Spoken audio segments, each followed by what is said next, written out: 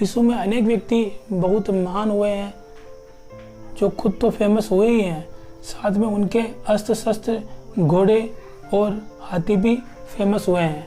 इनमें से Napoleon Bonaparte का मोरेंगो घोड़ा बहुत ही फेमस हुआ है। साथ ही में सिकंदर का बुकाफेला घोड़ा इतना फेमस हुआ है कि सिकंदर ने उसके नाम से पाकिस्तान में एक शहर बसाया है जिसका नाम है बुसाफेला। ऐसे ही एक और महान व्यक्ति जो अपने भारतीय इतिहास में दर्ज है, जिसका नाम है महाराणा प्रताप। उनका एक घोड़ा था। जी हाँ, जान गए होंगे आप, उस चेतक के बारे में ही हम बात कर रहे हैं। आज हम महाराणा प्रताप और चेतक के मिलन के बारे में, उनके अति प्रिय महाराणा प्रताप के अति प्रिय घोड़े के बारे में आपको बताएंगे कि कैसे वो मिले और युद्ध में चेतक कैसे काम आया। तो चलिए शुरू करते हैं हमारे इस वीडियो को।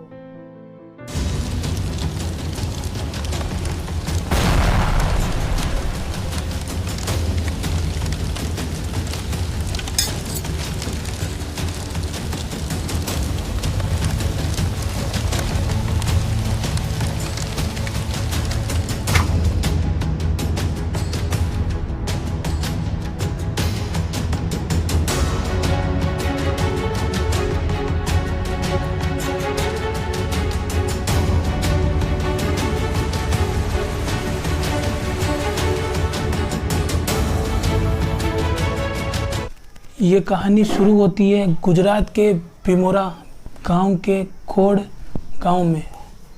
भीमोरा खोड़ गांव दोनों पास पास गांव है। वहाँ के खोड़ गांव के एक दंती चारण ने भीमोरा गांव के कोठी राजपूत से ये तीनों घोड़े खरीदे। उस चारण ने वहाँ से घोड़े खरीद कर मेवाड़ लेके आया। मेवाड़ के अंदर महाराणा थे, महाराणा उदय सिंह, और उनके दो पूरे प्रिय अति प्रिय पुत्र थे, महाराणा शक्ति सिंह और महाराणा प्रताप। जब ये चारण महाराणा उदय सिंह के पास आया और अर्ज किया कि महाराणा, मेरे पास 3 असामान्य घोड़े हैं, तीनों युद्ध में इतने निपुण हैं कि अपने मालिक की जान बचाएंगे, अपनी जान देकर भी। महाराणा उदय सिंह ने सोचा, इतने सामान्य से घोड़े हैं, ये क्या मालिक की जान बचाएंगे। फिर भी महाराणा उदय सिंह ने चारण को कहा कि चारण, अगर तुम्हारी बात सही है तो मैं इनकी परीक्षा लूंगा, अगर तुम्हारी बात गलत निकली तो तुम्हारा सर कलम कर दिया जाएगा। चारण ने कहा, ठीक है, मंजूर है। उन तीनों के घोड़ों में से एक घोड़ा था नीला, 2 सफेद थे। सबसे बड़े वाले का नाम था चातक, छोटे वाले का नाम था चेतक, और सबसे छोटे घोड़े का नाम था अटक या त्रतक बोलते हैं। उसके बाद परीक्षा लेने की घड़ी आई। अश्वशाला के अंदर उन तीनों घोड़ों को लाया गया। तीनों में से जो बड़ा घोड़ा था त्राटक या चातक बोलते हैं, उस घोड़े के ऊपर महाराणा उदय सिंह सवार हुए और उस घोड़े के चारों खुरों को लोहे की जंजीरों से जकड़ दिया गया। फिर महाराणा उदय सिंह जी ने जैसे ही घोड़े के एड़ लगाई, घोड़े ने छलांग मारी। छलांग मारकर पूरी अश्वशाला के चक्कर लगा के वहां आके रुक गया, और जैसे ही रुका और नीचे गिरकर मर गया। तो महाराणा उदय सिंह ने सोचा कि यह कैसे हुआ, इतना सा घूम के या गिर गया। फिर महाराणा उदय सिंह ने जिस जगह खड़ा था चेतक, वहां जाकर देखा तो उसके चारों जो खुर थे वहीं पड़े हुए थे। खून लहूलुहान था चारों तरफ। फिर उदय सिंह ने बहुत सोचा और उनको बहुत दुख हुआ कि इतना महान घोड़ा है जिसने अपनी जान देकर अपना पूरा चक्कर पूरा किया, तो अब ये 2 घोड़े कितने महान होंगे। ऐसे में अब शक्ति सिंह और महाराणा प्रताप के बीच में छोटी मोटी जुबानी जंग होती रहती थी। शक्ति सिंह महाराणा प्रताप की जो चुनने की प्रक्रिया है उससे बहुत ईर्ष्या करते थे। तब महाराणा प्रताप ने सोचा कि अगर मैं नीला घोड़ा लूंगा, चेतक को लूंगा, तो ये शक्ति सिंह दौड़कर चुन लेंगे। तो उन्होंने एक तरकीब सोची कि सबसे पहले मैं सबसे छोटे वाले घोड़े के पास जाता हूँ, त्रटक के पास, और उसको चुनता हूँ। हो सकता है शक्ति सिंह उसको चुने। जैसे ही महाराणा प्रताप ने त्रटक के पास गए और उस पर हाथ रखने की कोशिश की, वैसे ही शक्ति सिंह दौड़ कर आए और उसको चुन लिया। महाराणा प्रताप को तो बिन मांगी मुराद मिल गई, वो सीधे गए। जब हल्दीघाटी युद्ध की तैयारियां चल रही थी तो महाराणा प्रताप गोगुंदा में तैयारियां कर रहे थे और मान सिंह मांडगढ़ दुर्ग भीलवाड़ा में तैयारियां कर रहे थे। महाराणा प्रताप ने मान सिंह को मारने के लिए, युद्ध में मारने के लिए एक युक्ति सोची। चेतक को घोड़े पे चढ़कर मान सिंह को मारा जाए, क्योंकि मान सिंह घोड़े पर ही आएगा युद्ध के अंदर। तब यह खबर गुप्तचर ने मान सिंह को पहुंचा दी। तब उसको बहुत टेंशन हुई, बहुत चिंता हुई कि अब महाराणा प्रताप मुझे मार डालेंगे। उसने युद्ध करने की नहीं करने की सोचने लग गया।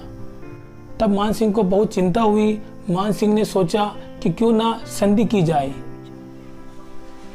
तब आसफ खान ने कहा कि नहीं, इसकी भी एक तरकीब है, क्यों ना हम अपने हाथी को तलवार चलाना सिखा दें, जिससे हमारा काम भी हो जाएगा और महाराणा प्रताप अपने सामने झुक भी जाएंगे।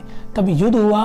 तब युद्ध के अंदर जैसे ही महाराणा प्रताप ने घोड़े को एड़ लगाई, चेतक को एड़ लगाई, एड़ लगाने पर चेतक सीधा हाथी के ऊपर चढ़ गया और मान सिंह के ऊपर महाराणा प्रताप ने एक भाले से वार किया।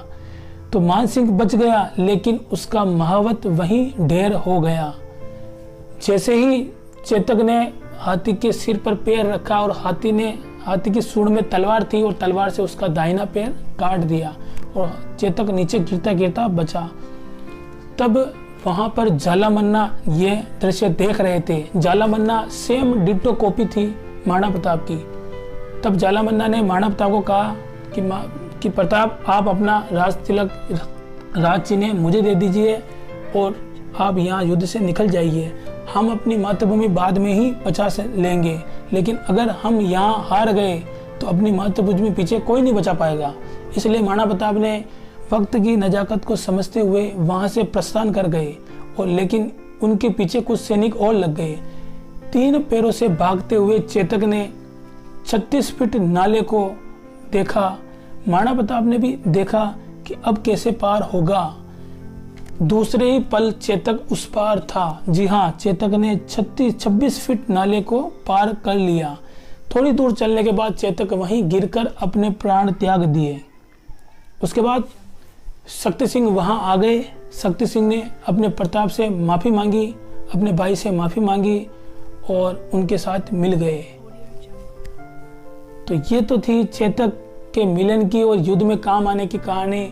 अगली बार हम लेके आएंगे महाराणा प्रताप के चेतक जैसे ही प्रिय हाथी के बारे में, जिसको अकबर ने युद्ध के अंदर मान सिंह को यह कहलवा के भेजा कि मान सिंह या तो महाराणा प्रताप जिंदा आएगा या मुर्दा, उसके साथ अगर वो नहीं आए तो उसका हाथी राम प्रसाद को लेके आना। तो चलिए आज के लिए इतना ही। अगर आपको हमारी स्टोरी पसंद आई है